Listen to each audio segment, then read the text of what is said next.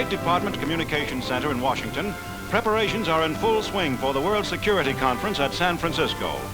Through this center flows a steady stream of plans and messages to and from the participating nations of the world. Secretary of State Stettinius, Soviet Ambassador Gromyko, and British Ambassador Earl Halifax represent their countries in preliminary arrangements. Foundations for the San Francisco meeting were laid last year at Dumbarton Oaks by these three nations and China, represented here by Ambassador Tao Ming-Wei.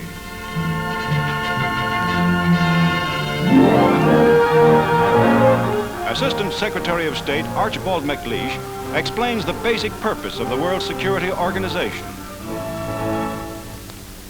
The whole organization has one simple but daring purpose: to stop wars and improve the lot of men by bringing nations together around a table to discuss their common problems, to remove the causes of war, and to stop wars by every means, peaceful and forcible, from starting.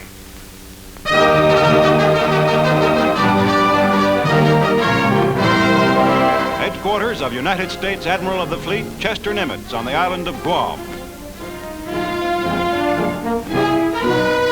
Under his five-star flag, Admiral Nimitz orders the opening of another smashing Pacific offensive, this time against the Ryukyu Islands, stretching in a long chain directly southwest of Japan. First, combined forces attack the Karamaretto group off the Ryukyus. Then the large island of Okinawa, great Japanese sea and air base. The mighty Fifth Fleet puts to sea.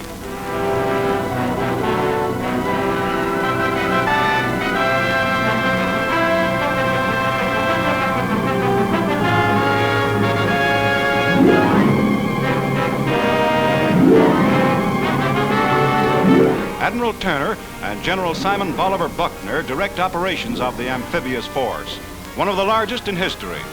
Off Karamaretto, heavy bombardment begins.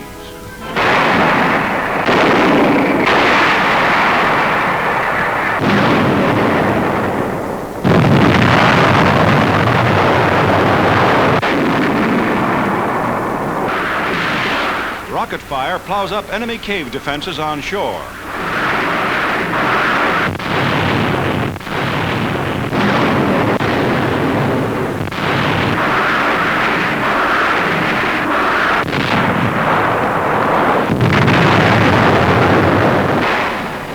Troop-carrying barges swarm ashore against light opposition.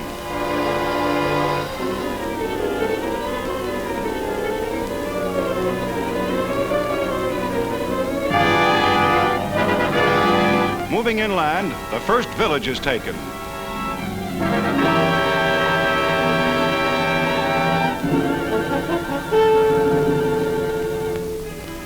The island civilians are assembled under the direction of the American military government.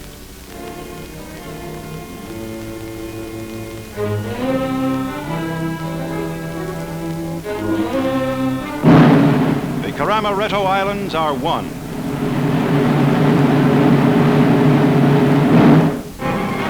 Now, the great base of Okinawa, largest and most important in the strategic Ryukyu Islands, comes under final attack.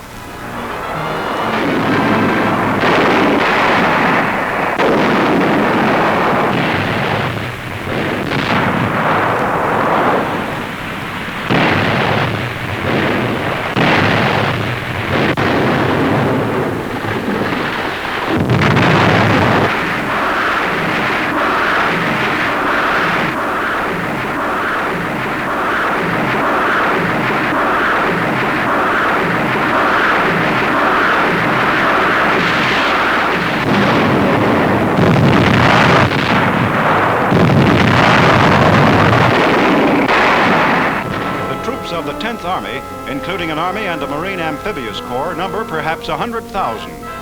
Okinawa's large Japanese garrison puts up almost no resistance on the beaches.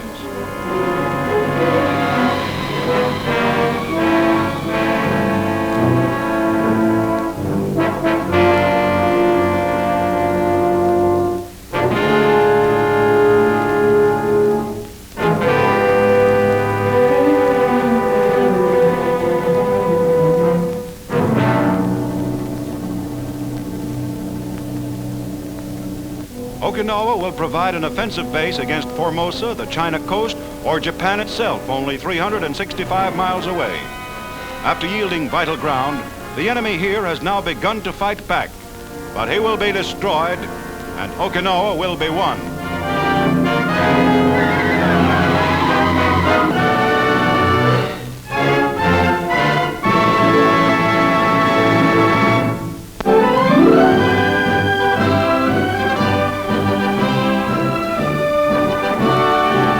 In Washington, D.C., three eminent spokesmen for labor and business, William Green, Eric Johnston, and Philip Murray, meet to sign an agreement to promote cooperative post-war industrial relations in the United States. William Green, president of the American Federation of Labor, signs for his union. For the Council of Industrial Organizations, Philip Murray, president. And representing business management, Eric Johnston, president of the United States Chamber of Commerce. Through this new charter, labor and management agree to preserve in peacetime the harmony which has been a solid base for the vast American war production achievement.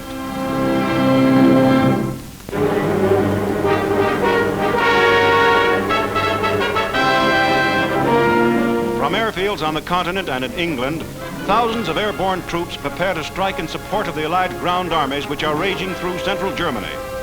Veteran American and British parachute and glider-borne veterans of the 1st Allied Airborne Army form the assault force.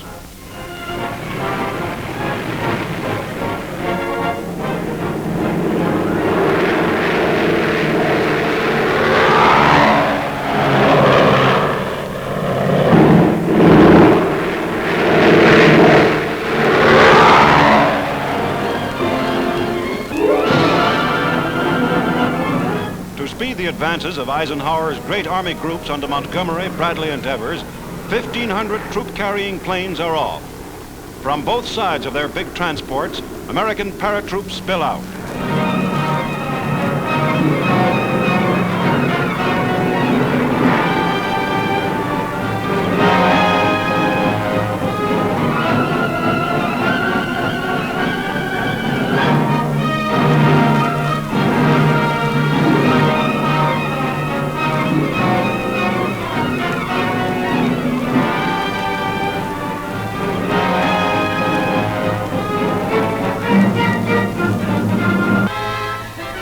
Gliders over the objective are cut loose by the towplane pilots and land swiftly.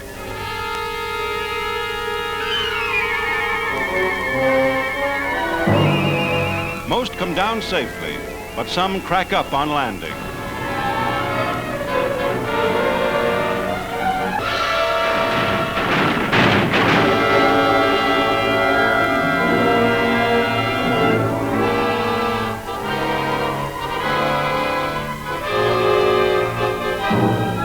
Enemy anti-aircraft fire brings down a transport.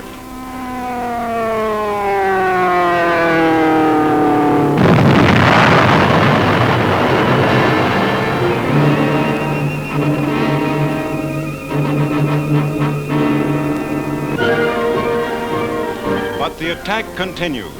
The airborne troopers quickly organize for the offensive.